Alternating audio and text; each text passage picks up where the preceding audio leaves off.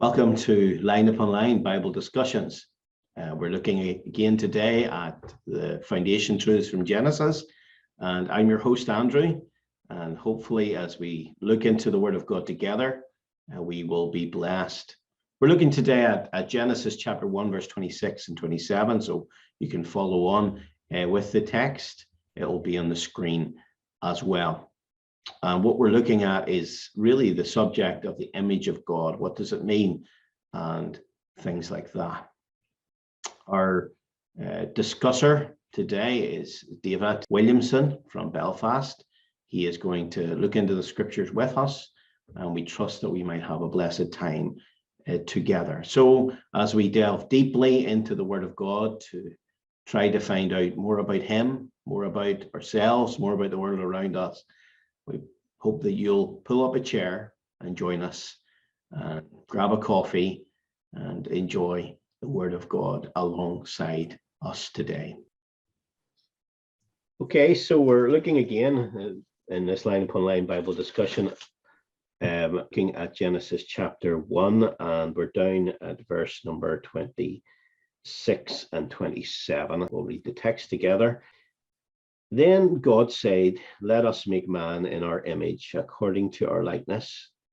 Let them have dominion over the fish of the sea, over the birds of the air, over the cattle, and over all the earth, and over every creeping thing that creeps on the earth." So God created man in his own image. In the image of God, he created him. Male and female, he created them. Well, some more interesting verses from Scripture, so very full. This expression, the image of God, is the title I've given to this discussion together. So I suppose we maybe should fill in a little bit of the context between these two verses that we've done Genesis 1 and 1, and then we have come to day 6 now of creation. The creation week has been running its course. And then at a late point in the creation week, we read of the creation of mankind, of humanity. David's back with us again today. Thank you, David, for being with us. Have you any thoughts as to why we have this late inclusion of man, as it were? Is there a kind of build up or something there? Yeah. I mean, I think it's hard to read Genesis 1 without coming to the conclusion that God is working toward something. Just as you read down, there's order in it. There's purpose in the way it's put together.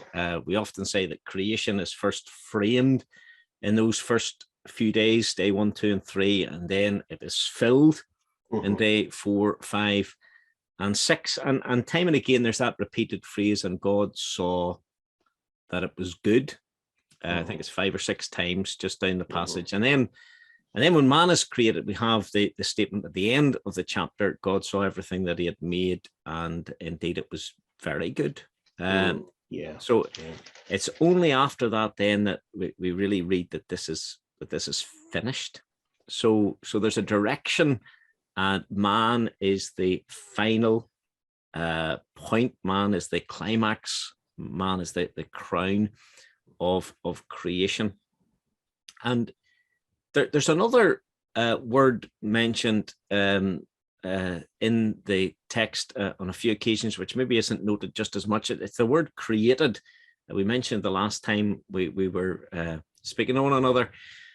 But this word created, it's only used in verse number 1 and in verse number 21, I think it is. Yes, and verse number 27 in Genesis 1. And on each occasion, it's used for the beginning of something new.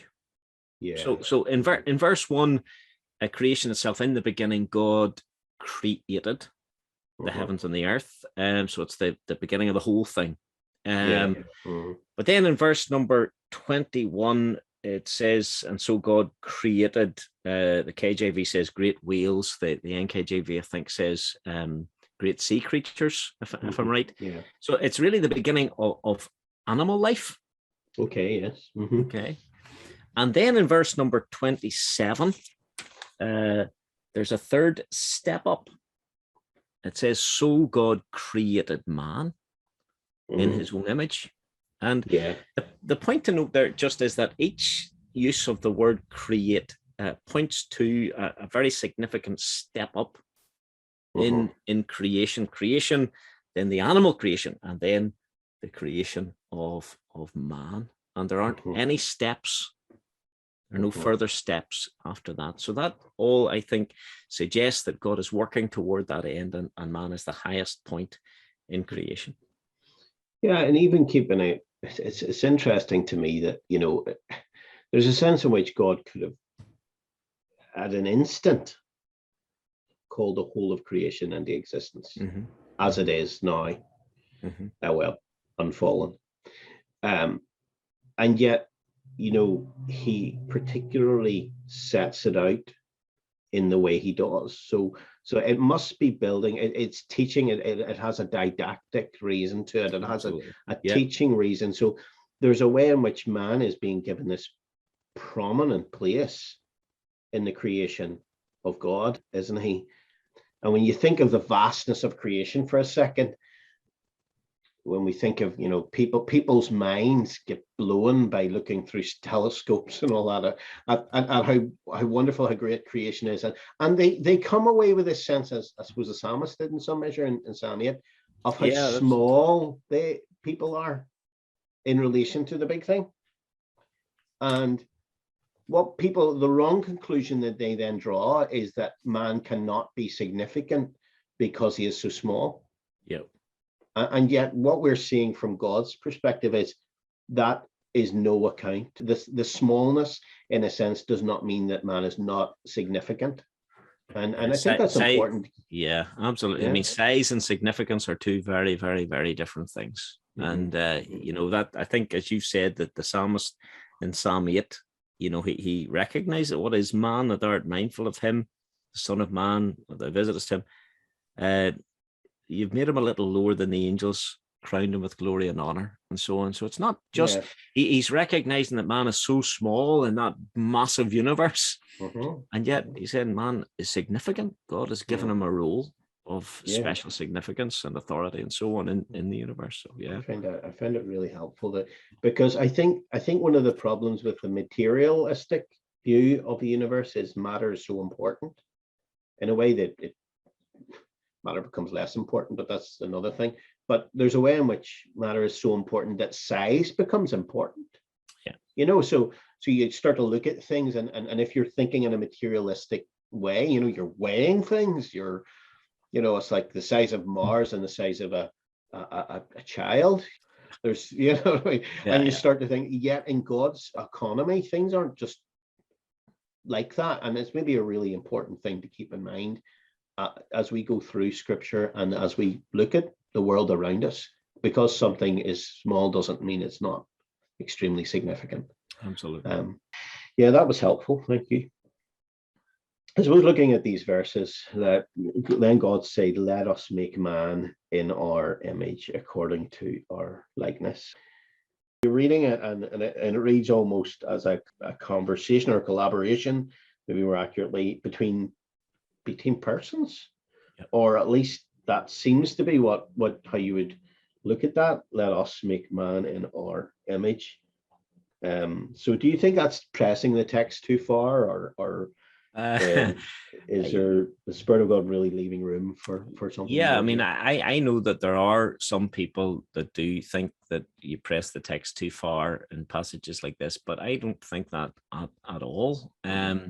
See, once we accept that Scripture is God's self-revelation, and that revelation is progressive in its character, we should expect to see occasions in the Old Testament where truth, which is most fully revealed later, is prepared for, or as you've mentioned, left room for in earlier passages. And I think these verses are a prime example.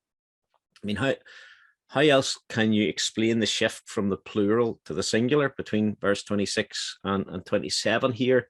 Verse 26, let us make man in our image. And then verse 27, so God made man in his own image. Yeah. In the image of God, he created him. Yeah. You know, so I think that the simplest way to understand it, and the way which agrees with the full revelation that we have, is that this is a conversation within the Godhead, or as you mentioned, a collaboration within the Godhead. So I think that progressive revelation idea could be illustrated in this way. I've enjoyed reading murder mysteries in the past. And what impresses me about them, if they're very good, is that when you come to the end and discover who the murderer is, well, you can trace back through the book and you can see how the author prepared for the final disclosure by information given along the way.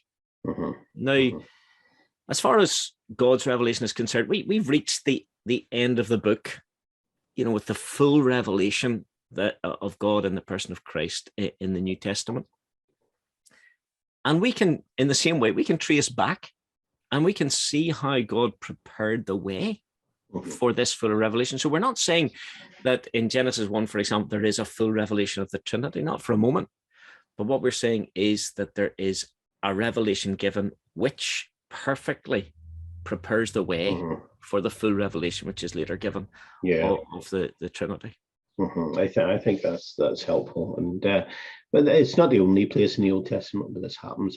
There are several occasions, well, probably more than that actually, where there seems to be direct reference at some level to this, but that's helpful. Now, coming to the text again, maybe let us make man in our image according to our likeness. I find it fascinating, the fact that if this is, in a sense, an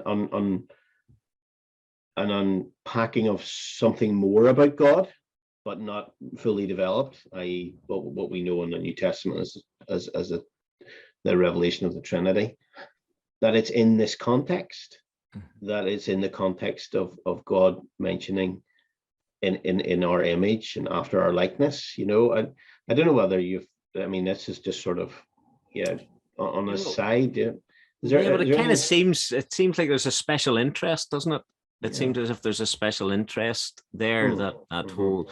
And are you thinking maybe around the area of relationship and personality and so on as well? All of that could be in there, yeah, because we're then going to see that man, in a sense, subdivides in the male and female, and their role differences, and I'm not pushing it too far, but I just find it interesting that it's put in that context.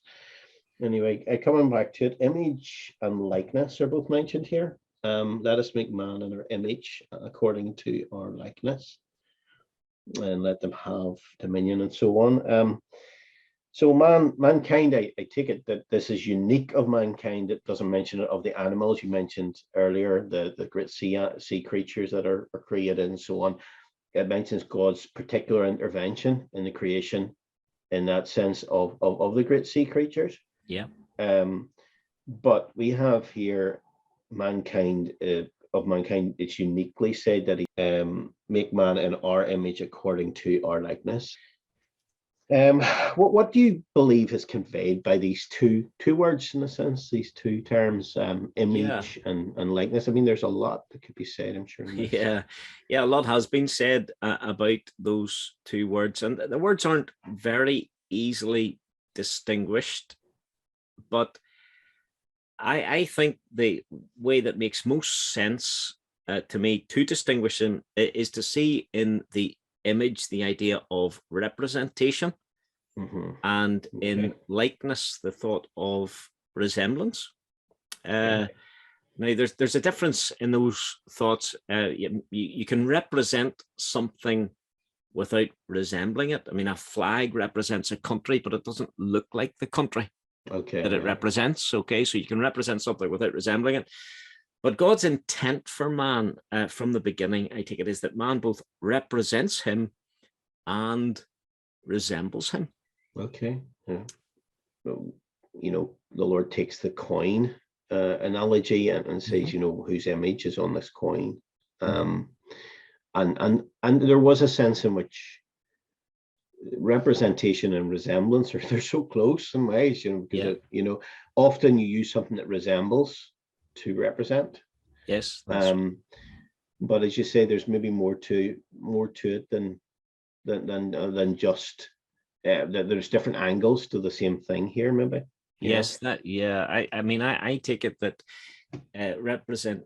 representation can be given by that which doesn't resemble, but the best representation is given by that which does.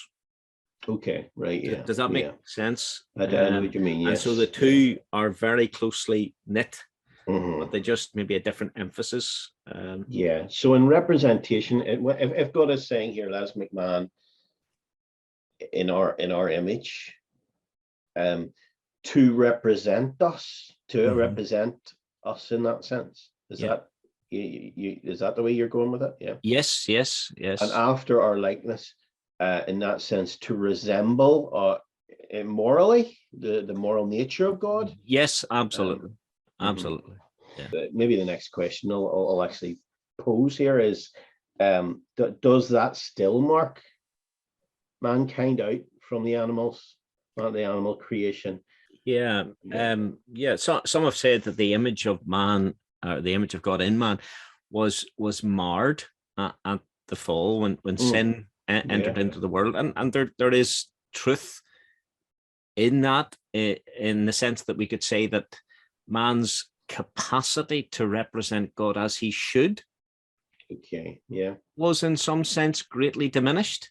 And the real reason I take for that is that God's likeness in man has been so greatly disfigured by the entrance of sin into the world. But I mean, Scripture still confirms that man is in God's image, and I mean, Genesis 9, of course, is the passage which really is worth turning to in that. But go ahead. Do you want to read the verse? Yeah, well, it's after the flood, and then in verse 6 of Genesis chapter 9, whoso sheds man's blood, by man shall his blood be shed, for in the image of God made he man. Yeah. So what we're just discovering there, very simply, is that at this stage, after the fall and after the flood, that the fact that man was made in God's image is shown to have practical relevance. So it's not just something, pushed to the past and pushed to history. It's something that had relevance at that stage and has relevance at the present as well. I think that's really, really interesting, because it gives man a dignity that really is tremendous if we stop to think about it. I mean, people have used terms like being God's vice regent and so on in relation to the world, and so we'll maybe come on to that in the rest of the verse in some measure. But let them have dominion over the fish of the seas and so on. So there's that sense in which, if man represents God, the natural development of that is that man has a responsibility to God, and also has a sphere over which he has responsibility. He represents God to someone. There's a sense in which he stands between God and something. Yes. If he's a representative, so then I think it does link with the whole idea of rule over creation and so on. Yeah. So that's 3 hours here then. Yeah. Do you think there's representation in our image according to our likeness? That's resemblance. Let them have dominion, rule. There's a sense here. It's emphasizing how important man is. Now, I think even just discussing this really brings out something of the value of man to God, and the value that we inherently give to each other. It was just something maybe we'll be able to look at a little bit more in a moment. There was one other thing I was maybe going to touch upon in the distinction between man and animals, because I think this is an area where it's been broken down. I mean, biologically we're animals, if you like. If we Yes, were just speaking, I'm speaking carefully there. If we were speaking simply from the point of view of the biologist, they would see us as just another animal. Yeah. But there are many other realms which, as man is examined in anthropology, man is seen to be superior and of a different order than the animals around. And do you think this comes back to this verse in some way? Yes, I think it comes back to both the image and likeness in a sense. Okay. Right, because the God who has made us to represent him has made us in a certain way that we're fit to do that. Okay, at the level of, things like creativity and all these different kinds of things that we've mentioned. But as well as that, what God intended was that we represent him as we should, and thus there's a moral aspect. There should be a moral aspect to us which reflects that. And so there are passages in scripture later on in the book of James and so on, which do give the impression that once a person has been saved, there is a moral conformity to the Lord, which I take it is the original intention, obviously to a greater degree, but is the original intention that there should be a moral conformity in man to the God that he represents. Okay, so what James passage? Do you have that one James in mind? 3, so James chapter 3 says, therewith bless we God, even the Father, and therewith curse we men, which are made after the similitude of God, or the likeness. The likeness of God. Of God. So yeah, there's that sense in which in that verse we're seeing how inconsistent we can become by blessing God, and yet the ones that we're blessing God, but they're like in an outward way. Yeah. But we're cursing man. We're speaking negatively or disparagingly of fellow men and women, and in doing so, they actually, in a sense, resemble God. They also represent God. So that it all comes back to this. That's inconsistent. Is that? Yeah, but I think that in that particular passage in James chapter 3, that the men who are being referred to, who are believers. And I think that there's an emphasis on that in the passage, because it's a dispute among those who seek authority and so on among the Lord's people. But that that's just by the way. Aye, that's an interesting development. Maybe someday we'll do a little study through James. That's really helpful. Thank you. So there are specific ways in which mankind clearly is distinct from the animals. And even that you mentioned this idea, we do represent him, but we should represent him. And that idea of oughtness is something that will be developed only in man as well. So the fact that we have this moral consciousness, it would not be fair. And again, it maybe finds its first inklings, its first seed in this idea of being made in the image of God. And I thought to myself, when you were saying about, just occurred to me, it's not just that God has conferred his image upon mankind, it's that he has made them in his image. And so that idea of an actual different creation as a result is, I think, important to keep. For instance, you can take a piece of metal and you can confer an image by putting a stamp on it. That doesn't necessarily change much about that piece of metal, other than the stamp. Whereas it just seems to me that it's in the whole of the human personality, in that sense, is being created in the image of God. It really brings home the fact that we can expect to see distinctions therefore in what a human is from what an animal is. And that, when we do, the creativity, the art, the music, the literature, all those things, that the moral senses, the care for different individuals, all different things, and sense of responsibility toward sense of others and so on. responsibility to others. Yeah, Yeah. yeah, it's helpful. Obviously, this idea of the image of God and Imago Dei or something like that is the way sometimes it's pronounced, or Imago Dei.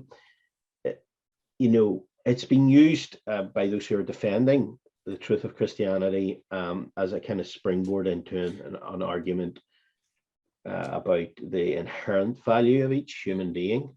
Do you think that really fits in with how we're seeing it develop in Genesis here? Yeah, well, you know, I mentioned Genesis 9 there, and, you know, just to read verse 6 again, whoso sheddeth man's blood, by man shall his blood be shed, for in the image of God made he man. And the message there just is that human life is intrinsically valuable because human beings are God's representatives on the planet. To murder a human being is to destroy that which represents God. Now, again, you could illustrate that. I mean, recently, you know, there, as we know, there's a rise in people destroying statues. And that wasn't because they didn't like the look of the statue itself or what the statue was made of or anything. It was because the statue signified or represented the person that it resembled. They couldn't reach the person it resembled because the person was dead a long time ago. So they showed their attitude to the person by defacing and destroying his image. And you know, what gave those statues any importance was the person that they represented. And what the Bible teaches, I take it, is that because human beings represent God, they're made for that purpose. They have inherent value. They possess that value not because of anything that they do or even can do, you know, at a human level, but simply because of who they are. They're God's creation, and He has made them in His image. They're people made in God's image, and thus they have this inherent worth, which can never really be taken from them at all.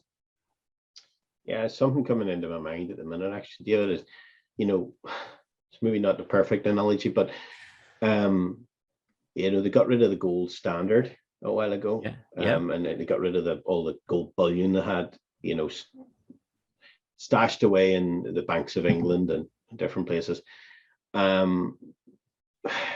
But that was actually when you gave over a £5 note, there was a promise to pay the bearer in demand, you know, the £5 or whatever. And you could take that and actually get your, originally get your 5 gold sovereign pieces sort of thing, in the original way of doing it, because that represented the gold that was already in the bank. Absolutely. Yeah. When you take away the gold that's in the bank, you know, when you take away God out of the picture, the value is gone. And so now we have this problem, which seems to occur, and it even occurred in Genesis 4, but it occurs now where people are trying to find where human value really lies in. I think we find this in this movement towards affirming everything and trying to find value in people's affirmation of yourself and so on, but that's a big subject. But it's also seen in the way in which, because they can't really, it's like going through their fingers. The human value is, you know, what they're left with is people have a value, but it's only an economic value or a instrumental value, a value that is connected with what they do. Yeah. So the person who can't do anything is by definition valueless. Yep. And so we have the problem that you had in Nazi Germany of people that didn't you know, who weren't looked upon as having any value because they weren't seen as contributing to the society. Yeah, because of that, yeah, you know. Yeah, is that a problem you think more generally in absolutely. And yet I think it's a problem which crosses or stands in contradiction to our normal instincts even. You know, so we talk, for example, of the Jews in Nazi Germany and their treatment, the Germans' treatment of the Jew.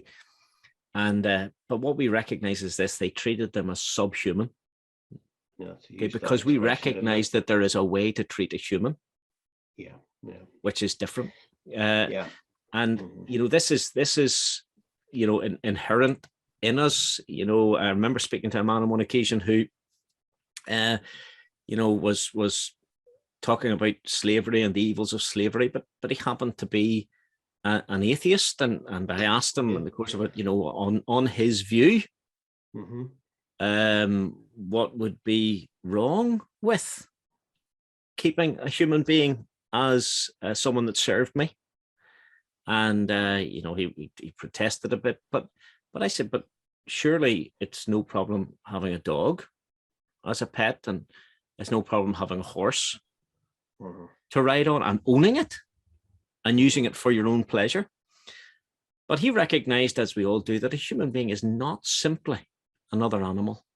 There is something unique as the human value, which sets them apart. And even though his own viewpoint, if held consistently, would diminish the value of human beings to be the same as the value of that which is around them, yet there is this inherent resistance to that notion. I know what you mean. So the Bible gives a proper explanation, I think, of why we value humans. Just looking at it from a different angle, the Bible gives a proper, it gives the grounding for why we value humans, generally speaking, as of greater value than other creatures. Yeah, and however, there is a sense in which, as a society, we move away from these bigger principles you've got out of the picture.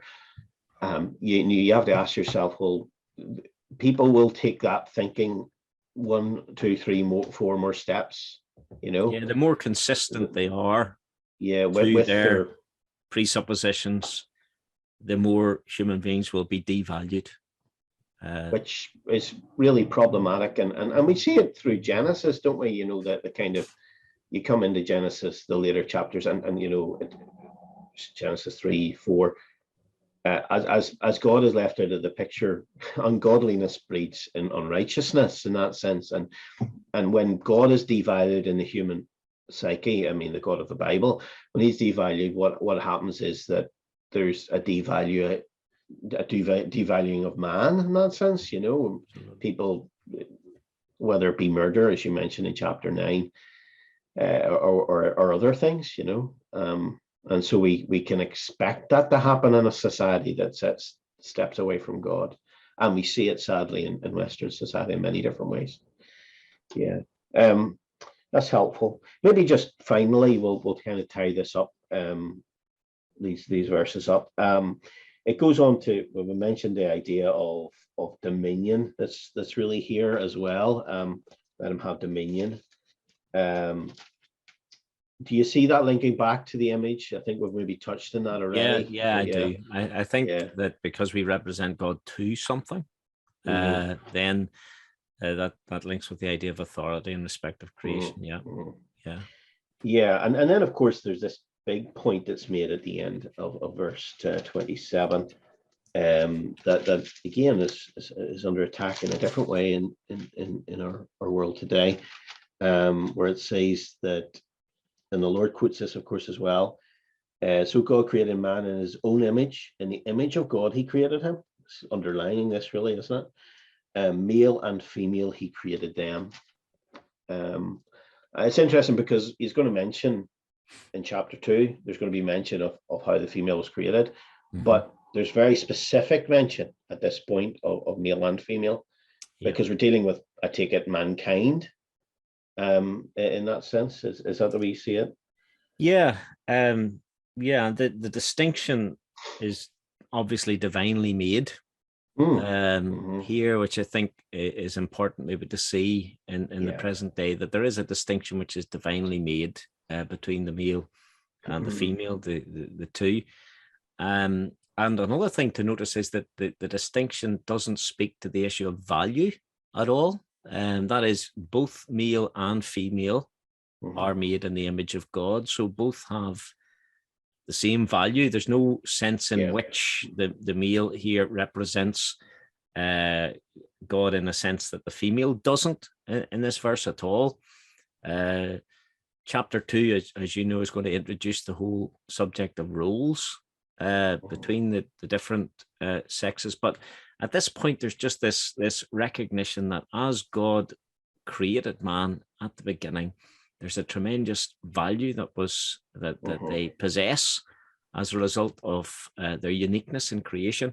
And, Andrew, I was just thinking there, we're talking through that and we're thinking of it maybe just generally and maybe doctrinally, and it's all very important, but it does place a big responsibility upon us in our treatment of other people. That's one of the big emphasis, I think, that is placed on this. If people are if every person is of great value, then we should treat every person as valuable.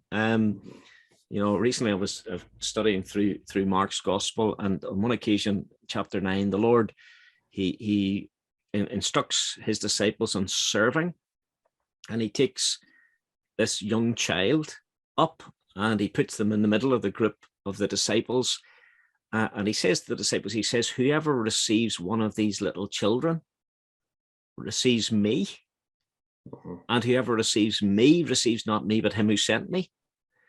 And what he's saying simply, I take it, is that our attitude to the weak and the small and the vulnerable and those that are not valued in our culture, our attitude to them really reveals our attitude to God and to the Lord. And so there's a very powerful practical implication to this recognition, isn't it? It's almost like Peter mentions, that thing of honoring all men, honor all.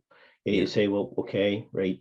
Why, Peter? Well, the basis of it is here, isn't it? It's like, because intrinsically, it's not to do with how that person is necessarily behaved here. Absolutely. It's to do with what that person is inherently as a creation of God. And I think it's important too, because I think we need to be careful too, even in times when, times of war like we're in now, we don't start to dehumanize other people. And because that is the way towards, first of all, it's the way towards hatred, but it's also the way towards not recognizing that they are human and not recognizing that they are creations of God. Now, they are often behaving in a despicable way that needs to be called out. That's not what we're speaking about here, but it's just in that sense in which I think we need to be careful how we speak of them, that we are still speaking of them as human beings. Maybe that's worth keeping in mind as well. That's really helpful. I think the next time we'll maybe look at the purpose that God has for humanity, that God has a plan for man, in that sense that really, if we grasp it, will help us even as individuals in the 21st century. But thank you, David. Have you anything else to add? No, it's been a pleasure to be with you. And it has been. Blessed. Thank you for your helpful insights. And there's just so much in these texts. So we'll trust that the podcast will be a blessing to someone. Take care now, and God bless. Thank you. Bye.